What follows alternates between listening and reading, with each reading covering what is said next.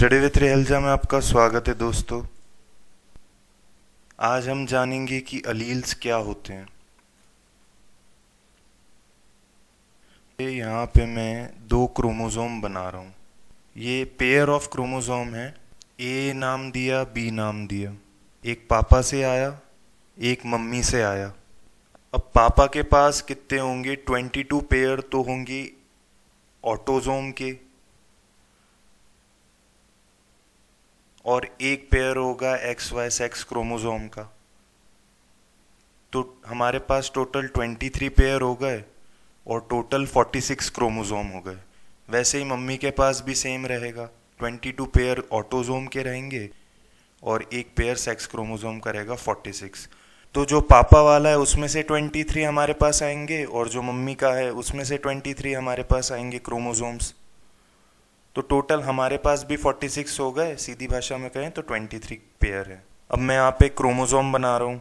मैं इसको खोलूँगा तो हमें ये थ्रेड लाइक स्ट्रक्चर मिलेगा, जिसके बीच में ये रेड रेड में मोतियों की माला बना रहा हूँ। ये मोती हैं रेड और ये वाइट कलर का धागा माला का धागा है।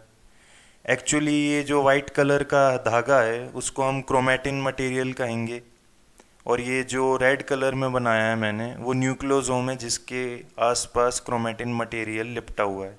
अब मैं इस पार्ट को जूम करके देखूं तो हमें पता लगेगा कि ये ऐसा डबल स्ट्रैंडेड स्ट्रक्चर है जिसे हम डीएनए कहते हैं। अब डीएनए के इस स्पेसिफिक सीक्वेंस को हम जीन कहेंगे। अब मैं फिर से क्रोमोसोम बना रहा हूँ। ए नाम दिया एक क्रोमोसोम को, फिर दूसरा बनाया, उसको बी नाम दिया। इस पे मैं जीन बना रहा हूँ। ए पे भी जीन बनाया, बी पे भी जीन बनाया। अब ध्यान रहे ये दोनों जीन एक ही पोजीशन पे होंगे और ये एक ही टाइप के जीन्स होंगे। जैसे कि हम मान लेते हैं हेयर कलर का ये जीन है, तो ए और बी दोनों में ये हेयर कलर के जीन होंगे सेम पोजीशन पे।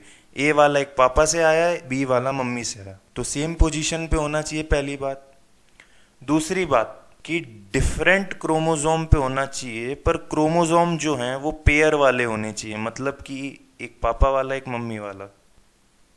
अब मैं यहाँ पे फिर से दो क्रोमोसोम बनाए मैंने, उस पे दो जीन बनाए।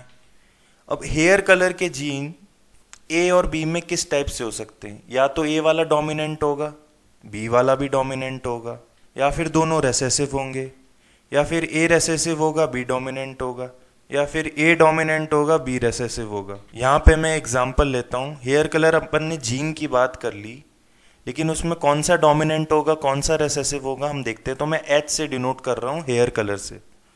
अब कौन सा हेयर कलर लेते हैं?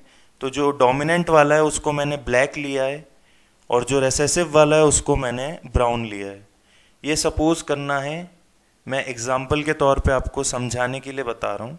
तो अब इसके आधार पर हम एक टेबल बनाते हैं। एक साइड पे मैंने मम्मी के जीन लिखे हैं, दूसरी साइड पे पापा के जीन लिखे हैं। अब दो क्रोमोसोम है, होता क्या है, ये जो टेबल है या तो दोनों से है ना डोमिनेंट आएंगे, या तो एक से डोमिनेंट एक से रेसेसिव आएगा। बट यहाँ पे जो दिख रहा है ये तीनों केस में ब्लैक कलर होगा, और जब दोनों ही रेसेसिव होंगे तब ब्राउन कलर आएगा। अब जीन जो था हमारे पास वो हेयर कलर का था। हेयर कलर में क्या था? एक तो ब्लैक था और एक था ब्राउन।